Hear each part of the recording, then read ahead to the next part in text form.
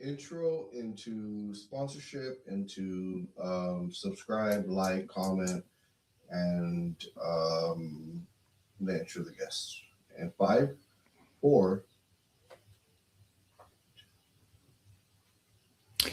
Hey, this is David Fortier with Talking Bristol, and today we have guests from the Bristol's Farmers Market. So if you're, I think it's a great topic, first of all, and we're going to have fun.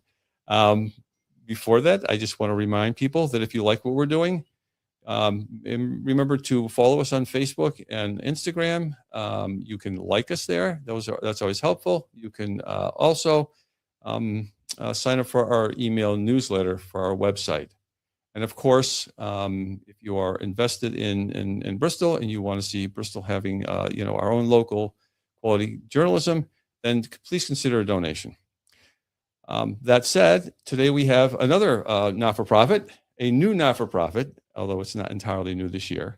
But we have Dawn Nielsen and Kunal Katari from the Bristol Farmers Market.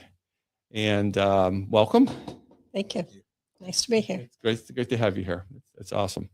The other thing is, so Dawn is the chair, and this is your second official year as the chair, or is this actually the third? We're starting our third season as a nonprofit. That's great. So that's we'll talk a little bit about the history of the farmers market, and then Kunal is on the board. He's the business liaison. Yes. Because as a 501c3, you have a board of directors, and I'm imagining this is a working board. And it is very much so. Yes, I see the titles: business liaison, nonprofit liaison, along with the chair. Yes. So those are things we'll talk a little bit about. So when we talk about the farmers market, it's simple, right? People just show up and they set up their tents, and the vendors do things, and people go there and they say hi to their friends, and it's no problem, right? There's no preparation for that, is there? Or am I missing something? It's certainly a work of love, and there's a lot that goes on behind the scenes in preparation for the market season. We actually start in February with our annual board of directors meeting, and are following renewal to continue to be a 501c3. And then after that, we hit the ground running in March and April, and we secure sponsorships so that we can pay for the coming season. In April, we send out vendor applications, volunteer applications, and then we reach out to as many local nonprofits as we can to invite them to come to the farmers market as well. During the months of April and May, we do that. In May, all the applications come in. And then, of course, we have to, as a board of directors, we work together as a team. We have to go make sure that all the vendors have all the requirements that are needed to be a vendor, which includes the getting approval from the Bristol Burlington Health District. If they're selling any kind of food product, they need to have a certificate of liability insurance to make sure that they are insured. And then they also pay us a fee to be at the market, and we've kept the fee very nominal so that they can make a profit. And that all happens prior to Memorial Day. We come together again as a board, and we finalize the vendor list and all of the nonprofit requests that we've received. And we prepare for opening day, which is usually the second to last week of June. And this year, which was this past Saturday, yes. And I imagine one of the things that they have to do with the vendors with their tents is they have to prepare for heavy winds. Yes. Well, we never thought we would, but now we do, right? right. Yes. So it's quite the adventure. It's quite the adventure. So from week to week, you just don't know. And Correct. it is a you don't cancel for rain. No, we do not. Or weather events. We do not. We hold the market rain or shine. And we give most of the vendors the option whether they want to show up or not. We usually start communicating that Wednesday or Thursday prior to the Saturday market, and we give them the option. Some of the vendors' products just don't do well in the rain. However, we do have folks who rely on the market. They are SNAP customers. And the larger farms, we have three big ones: Tons Marketplace from Burlington, Gressick from New Hartford, and Twin Pines from Thomaston, Connecticut, who show up rain or shine. And They sure do. they that allows people who rely on those fresh fruits and Yeah. vegetables, seasonal fruits and vegetables, to be purchased. So we have a SNAP benefits coordinator that is on site every Saturday to tend to those customers and allow them to continue to shop every Saturday. Right. And we'll talk a little bit more about that. Yes. But I'm thinking maybe I like I can't remember what the name of the business is. It's a veterans business and they do soaps. Yes, Ridge Runner soaps. They've actually been part of the farmers market for quite a long time, probably about 10 years now. And I'm imagining there are ones that don't do well in the rain.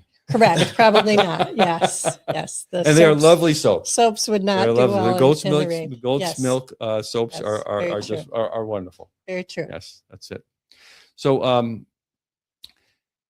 you mentioned the farms, and those farms are those the three farms that were like the founding farms that go back to the beginning of the farmers market, back to what year? Correct. So my understanding is that back in around 2016, these three farms got together. They all knew each other. They were doing business as independent farms, and said, we think the Bristol community would be a great community to hold a farmers market. So they contacted the folks who owned the plaza where Price Chopper was, which is now Market 32. Right.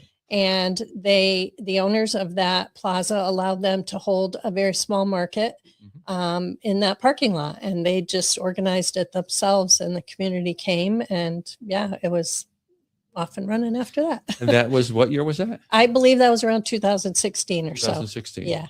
So there has never been a market before then. I don't know that. Maybe in another iteration. Correct. Right. Maybe. And that was something they did themselves. Correct. And then there was it's at one point they moved from there down to downtown, which was a more centrally located place for the community to gather. It was on a bus line. It was, close to City Hall. I believe at that time, what happened was the Bristol Chamber of Commerce and the city of Bristol partnered together. They had a gentleman who was doing marketing for the city. That was when they were doing the new branding of Bristol All Heart. And he, the three farmers got in contact with him. And that's when they brought the market to downtown, which was more centrally located place for the community to gather. Okay, so we're still in the history Correct. section of it. Yeah. So from that point, and then there were several other iterations. Right. I used to say moves, But not it's, iterations, but it kind of expanded. It expanded yeah, and stayed downtown. yeah, it stayed downtown. And from that point, there were crafters that came out, and there were other people who joined. Or was it basically food? It was basically food, because it was always a Connecticut grown, locally produced market. And that is because we partner with the State Department of Agriculture to be affiliated as a Connecticut grown. So the idea was to make it about health, right? So the soaps are all organic and natural, and all the food, obviously. And at that point, the market expanded to include things like honey and craft spirits. I don't know if that's so healthy, but Still, it's good for the soul. It's good for the soul. And they were all locally produced here, Connecticut grown, right? So the state of Connecticut changed the law as well.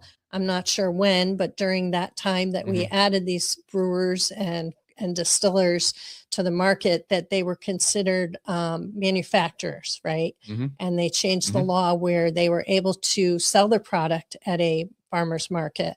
You can't consume alcohol there. And I guess different markets, I'm learning throughout the state of Connecticut, have different rules, but our rules in Bristol is we are an alcohol-free market. So you're not allowed to consume or give samples out of alcohol at our market, but they're able to, through approval through the state of Connecticut and their license, they're able to sell their product. And it's a farmer's market. It's a family friendly, fun kind of thing. Yes. And firefighters will show up there and they'll have their truck. Correct. Police officers will be there. So it's all kind of fun. And the Connecticut grown is like a branding though. I mean, that's an official kind of, is that like the language you use? So when you register as a Connecticut farmers market, you either have to register as a Connecticut grown, Mhm. which means you just stick to food products and things you can consume and healthy things, or you register as an exempt market, where then you invite crafters and other types. And we are a of- food. We're just food. We're food, which is, which is fine too. Yeah. And then, we'll talk more about SNAP, but Kunal, you're over there now. We have to kind of say hello to you. All right. So, you are a new board member Yes. on a relatively new board. Correct. All right. And you, of course, are associated with, how can I say associated with? No, you are part of Express Yes. Kitchens. Yes, I am. Right. So, and that is the new location this year of the Bristol Farmers Market. Yep. So it has moved from one place to another place. It was over at 10 Main, and now it is just next door. Yeah. And if people don't know Express Kitchens, they've taken over the Associated Press. I'm thinking of news journalism, the Associated Spring Yes. building, right? And that's where your major showroom is right now. That's kind of like your headquarters. Yeah, it is. All right. And so what, as a board member, and also I don't think it's a coincidence that you're that the farmers market is now over at on South Street in front of your headquarters. So, all right. So how are you feeling about? What are you thinking about? And what's the connection with the Bristol Farmers Market? So we are relatively new to Bristol as a headquarters, as a business, being in Bristol itself. And when we first came here around this time last year, actually, Bristol was very warm and welcoming us, and we're just looking to support those who supported us. Mhm. And it's sort of nice and circular in a sense, being a kitchen cabinet manufacturer, supplying appliances, things like that. It's nice to support the farmers that, maybe it's nice to think that their food will be cooked in these kitchens Mhm. one day. So it's sort of, it's a nice moment to have every Saturday. That's pretty terrific. I love that. Yeah, it is circular. That's really great. All right. So, I also see that, Express Kitchens is one of the sponsors. Mhm. So there are sponsors for this too. Correct. So you're offering actually the parking lot on Saturdays, and you're also a sponsor. Yes. All right. So, and I imagine that is, don't let me talk too much, but I imagine that is, that's part of your commitment now, what you see to the city Yes. through the farmers market. So you see that as something integral. Or Yeah. Maybe you can put that in your own words. Yeah, we see it as something that is important to who we are as a business existing in Bristol. Mhm. Just supporting the community, because that same community are the people that support our business, and then are also patrons of the farmers market, and also are the farmers themselves. So it's really nice to do. So tell me a little bit more about Express Kitchens. Yeah. Where did the business originate? How'd you wind up in Bristol? Yeah. Yada, yada, yada. Yeah, so we started as a small hardware store. I think in 1918, there was a small Ace Hardware store in the north end of Hartford. Yeah. And then it sort of evolved over time. Wait, what year did you say you started? 1918. Okay. Yeah. Yeah. I thought maybe I got my hearing wrong or something like that. So 1918. Yeah. All right. Small store. It was a small hardware store in the north end of Hartford. Yep. And then over several generations, I think 2 generations of one family, and then now 2 generations of my family, we've sort of taken over. It's sort of expanded into a, I guess, building product distributor. Now we are doing things like kitchen cabinetry, manufacturing, distribution, as well as windows, appliances. We're looking to get into closets and doors now. So it's become something that is much larger than a hardware store, but Mhm. we sort of keep the family aspect of it there. I think most of our employees have been here for 10, 20 years minimum. So we still like to keep that community aspect central to the business, no matter where we are. So that community aspect was very central and integral to our business in Hartford, but just the same way when we moved to Bristol, we consolidated all our warehouses in Hartford. We sort of moved to one very large building in Bristol. It is a big building. Yeah. They took over the whole thing. Yeah, that's tremendous. Yeah. Yeah, we just wanted It's a to big commitment. Yeah. keep the community in mind. Yeah, that's great. So who do you report to at work? I report to my father. And he is, what generation is he with this? He's as Oh, far as the business So goes? this is his generation is the one that started Express Kitchens, Yeah. but now we are second generation. Your second Yes, generation. yeah, yeah. Yeah. Do you have siblings? Yes, I have a twin brother. Oh, a Yeah. twin brother. Yes, yeah, twin Oh, brother. yeah. Oh, wow. You arm wrestle over who takes out the trash and stuff? He takes out the trash. Oh, that's funny. Terrific. All right, good. We got the pecking order in line. Yeah, Yeah. that's really good. All right. So so you manufacture Yes. and right there, I imagine all that space. And then and you distribute and you have a showroom there. Yes. Can someone come walk in the door and order something right there and there? Yeah. Someone Yeah. could walk in the door, get a cabinet or a full kitchen designed. Yeah. But just the same way someone can walk in the door and pick up 10, 20 windows or pick up 10, 20 cabinets Mhm. off the shelf. So it's sort of that flexibility and versatility that we bring to the market. Wow. Yeah, that's great. Awesome. Yeah. All right. So and your role on the your role on the board as a business liaison. Yes. What's your job description?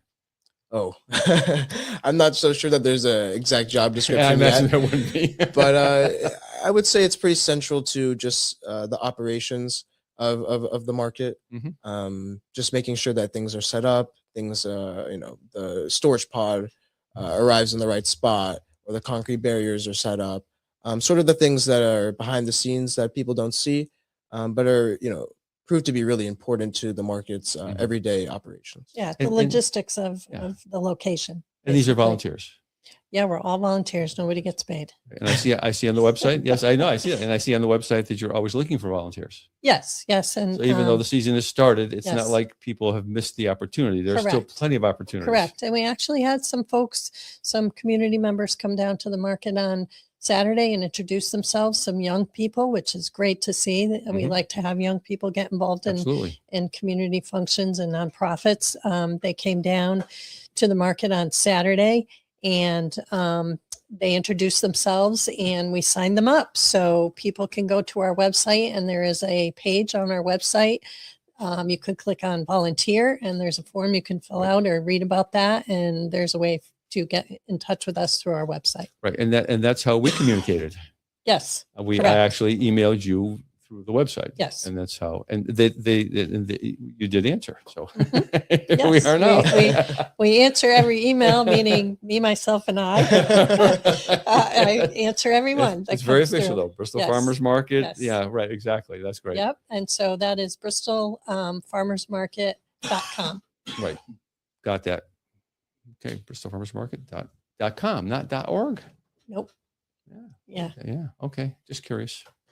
It's the way. But you're a not-for-profit. So Yes, and we're I not. want to clarify the role of not-for-profit. Not-for-profit doesn't mean you don't need money.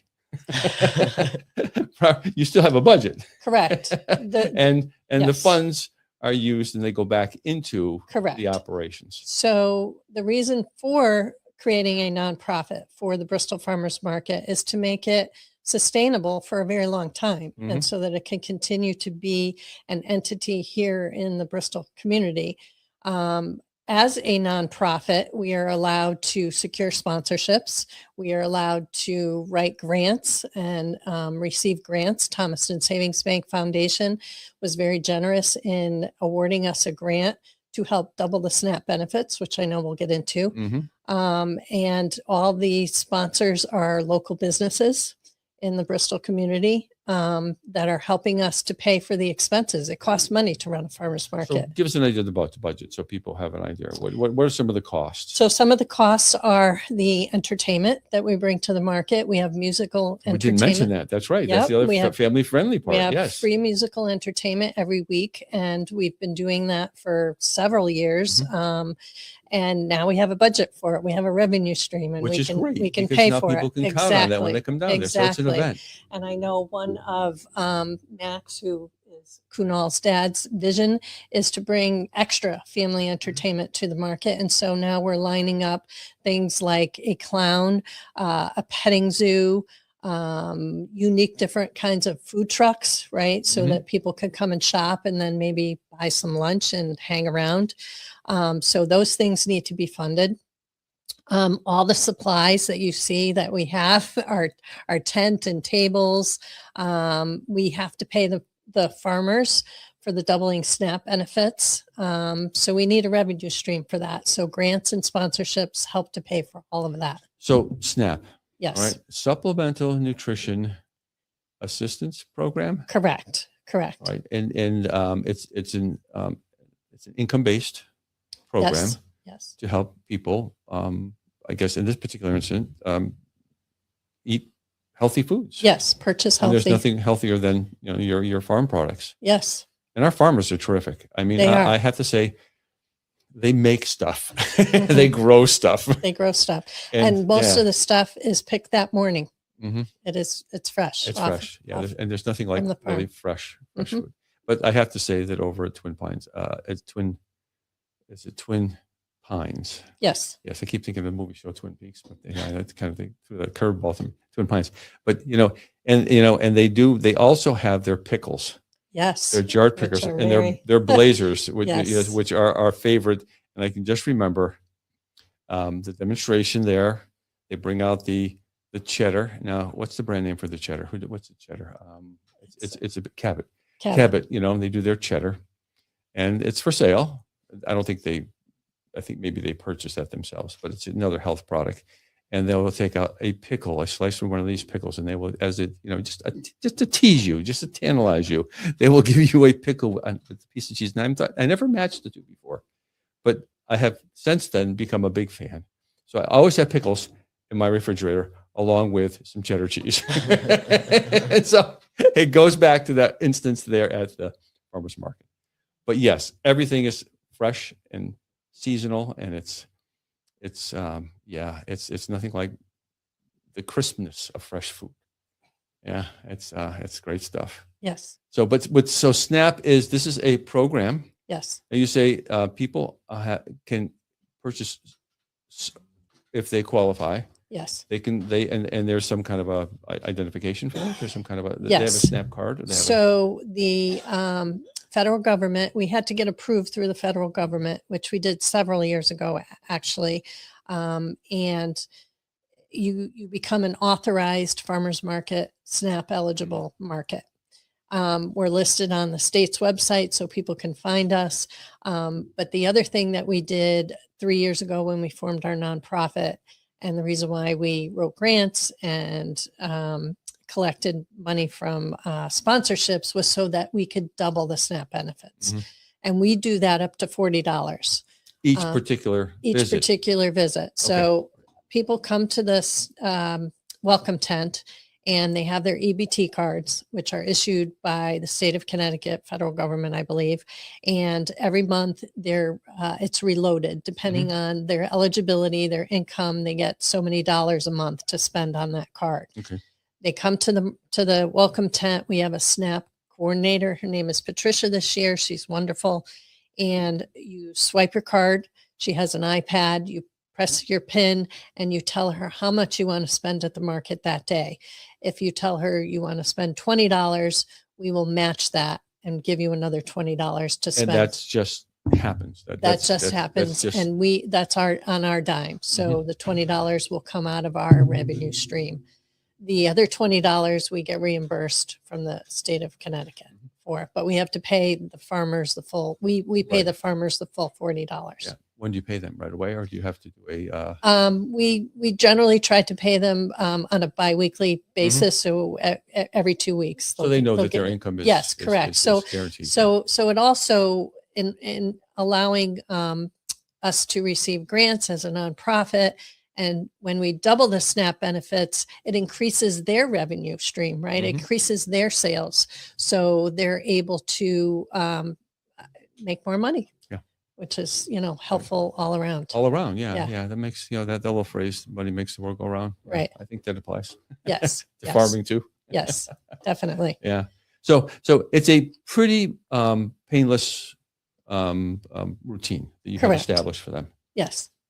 It's not always easy if you're on some sort of assistance to actually, despite what lots of people will say, to actually use those benefits. Sometimes it can be a hardship sometimes. Yes. So you've made it so you've thought about that. Yeah. And if Patricia, who was there greeting them, is a wonderful greeter, then that makes the process a lot better. So Yes. people, if you are eligible for SNAP benefits, get some fresh food. over at the farmers market. Yes. And you're going to be there please. right or signed. Yeah. Yes, we will. That's terrific. That's great. All right. So now I have a really tough question for you, Canal. Yeah. All right. Now this is fasten your seatbelts. Okay. All right, just tell me about a meeting. You go to a meeting. Meetings aren't the most exciting thing. All right. How do you get people to show up for a board meeting? Oh, fairly new. I think it's a better question for Dawn, because Dawn. Oh no, she's already well versed in how she wants things to work. You're the person who has to show up as a volunteer and doing that. I mean, you're a volunteer too, but you have to show up as a volunteer. And so, say you were trying to talk someone to join this board, what would you say? Well, I would say that if you care about people, you care about the community. It's one of those things where you have to be there to feel it. Mm-hmm. It's nice to think about, but when I was there last Saturday. Now this is not a meeting. This is actually you're volunteering on the scene.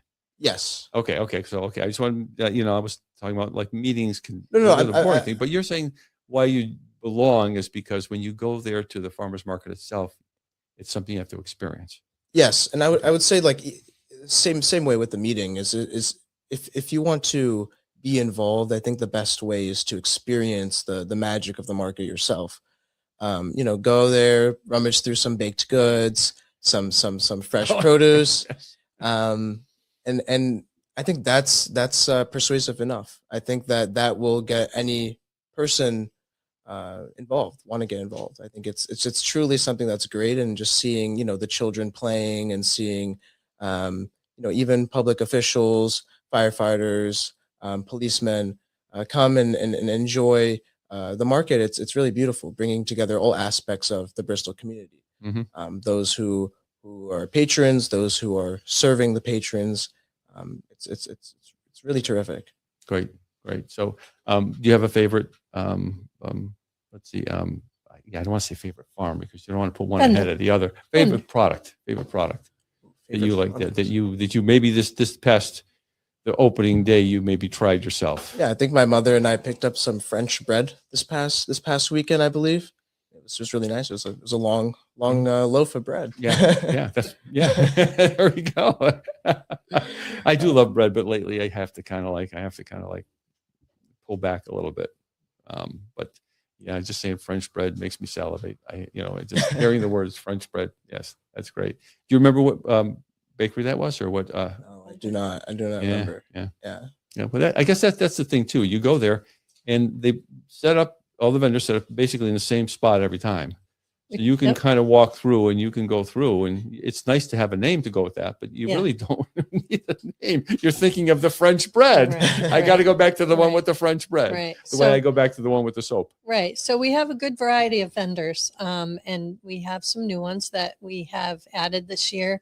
Some baked goods, but every week, we post on our social media, Instagram and Facebook at Bristol CT Farmers Market. You can find us there.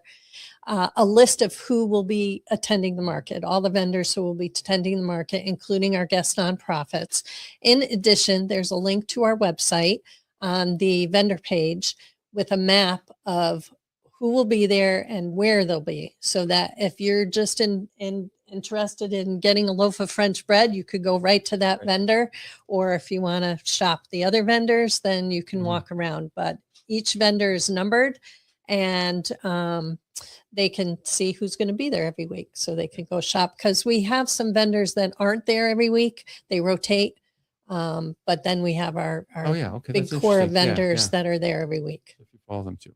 Yeah, and so also, sometimes we have to move things around, so they're not necessarily in the same place. And typically in Bristol Edition, we always post who the vendors are going to be for that. Correct. And we link to your so every week you'll be able to do see that, who's expected to be there. It's a little reminder. If people have forgotten, they get up in the morning and they look at it and they see it there. So it's a little something to help out. So we do that. Your vendors, I looked at your list of vendors, And you have, are they up to like, was it 18 or 19? We have 25 No, vendors for the 25. season, There but we not go. all. Yeah. I think are 24. I'm not 24 sure. at any But- one time. But that's our Yeah. list. Yeah. Yes. So like I said, not all of them may be there every week. Some rotate out, and some of our smaller cottage bakers Mhm. are able to make us enough product for all the customers every week. So they come every other week or occasionally, and we fit them in. They've done some marketing, too, when they come up with their names, Sicilian Squeeze. Yes, that's a All new right. vendor this year. Yeah, We love I her. haven't seen that one. Yeah. She is amazing. She makes homemade lemonade right on the spot. Oh my God. Yes. And then they have Passion Bakery. So I'm wondering if that was one of them there. We have Ridge Runner soaps. That's I think that's my guy. Yeah. And then there's tons, and there's Twin Pines, and there's Gressick Farms. Then there's Hathor Hill Farm too. Some of them do produce. Some of them also do meat products. Correct. We Yes. have Hathor Hill Farm. Mm-hmm. They sell grass-fed beef. Right. That's another one. And then there's it's Flock and Flour. Okay.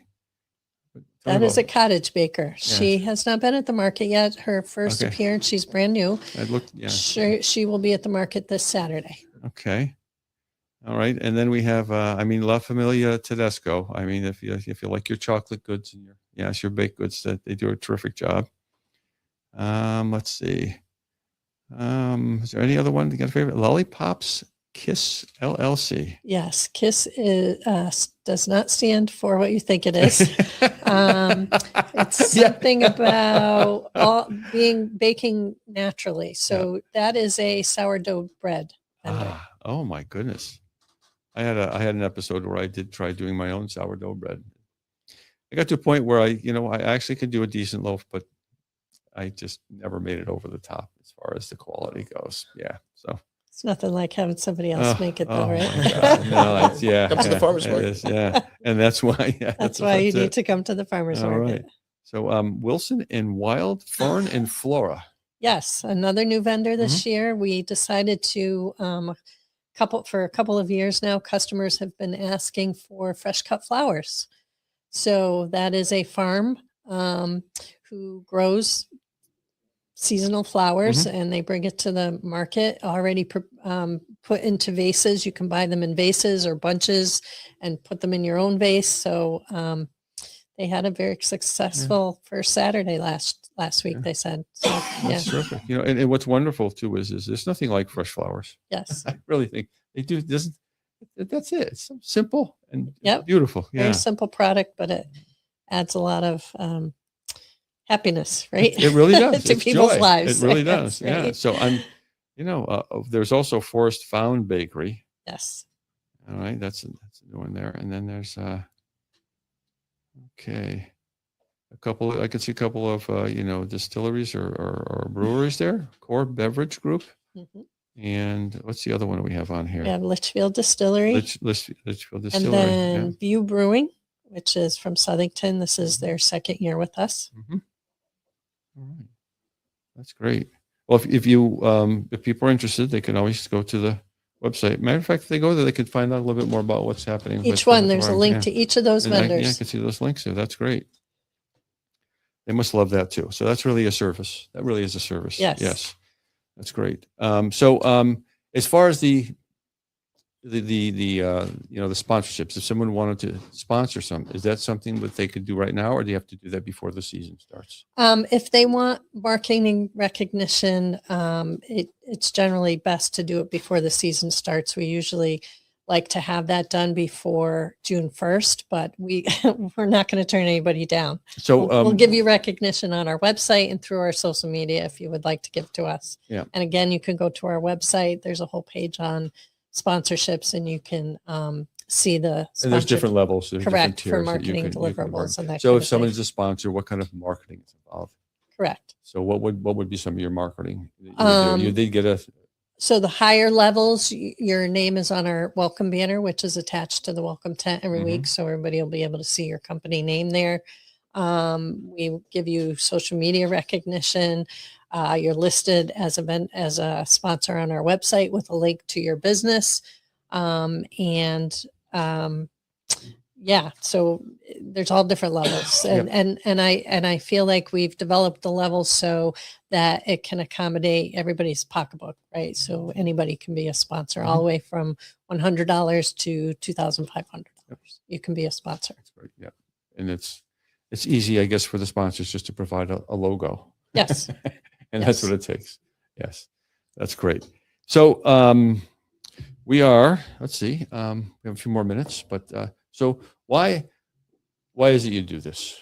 Why do you do this? Let's, Kunal, why don't we start with you? Yeah. I think I touched on this already, but as a young person, I mean, there's not actually A recent college grad? yeah, recent college grad, right? Yes, right. Yeah. There's few and far in between amount of opportunities that you come across to do this sort of work, especially at such a, I guess, high level.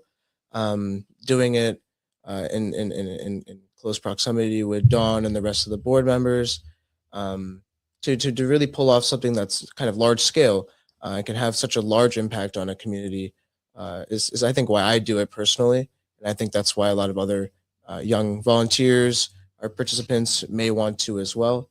But I'll let Dawn talk a little bit more about why. I have one more question for you, though. Yeah. I mean, you're a young person. And we Yes. talk about young people ad nauseum these days. We're worried about young people, their prospects for the future, them getting involved. And here you are, a young person who is was involved. Yeah. Right. So what would you say to a young person, someone who is thinking about this thing? I mean, I know we went over this territory, but specifically a young person who may feel a little disaffected, or a little person who's wound up, who is, kind of, what are the other things out there that are distracting young people? Social media. Sure. Yeah. I mean, someone who is needs a little bit of encouragement. Yeah. So what would your this is your, I guess, your sound bite, Yeah. I think that one day you will not be so young anymore. And I think that's kind of the beauty of life and the beauty of growing up, but also why you should take advantage of every second you have at this age. Because, one day you will be somebody's father, mother, grandmother, and they'll be dragging you to the farmer's market. And that farmer's market exists because of people like, Dawn, and people that get involved. Okay, great. Thanks. Yeah, that was pretty good. Yeah, you got something there. That's a great answer. That's Very terrific. proud of you. All right. Well, I guess you have to follow up on that routine. Yep. So, this has been a labor of love for me for the last several years. I took a look again. I knew there was a need to build a revenue stream, right? So in order to do that, we had to go nonprofit. I took a look at models throughout the state. Blueback Square Farmers Market, I think they're 10 years in now. Meriden Farmers Market, they're also their own nonprofit. And the model was working really well. They still have a board of directors and a community volunteers that bring this all together.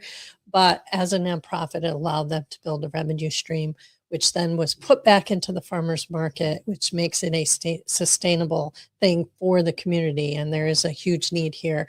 During the pandemic, a lot of farmers markets surrounding our Bristol community just stopped doing it, right? Because it was a lot of work. So we really are one of a few markets that are in surrounding communities. Wolcott does not have their own farmers market. Terryville, Thomaston no longer has theirs. Canton has one, but that is on Sunday mornings.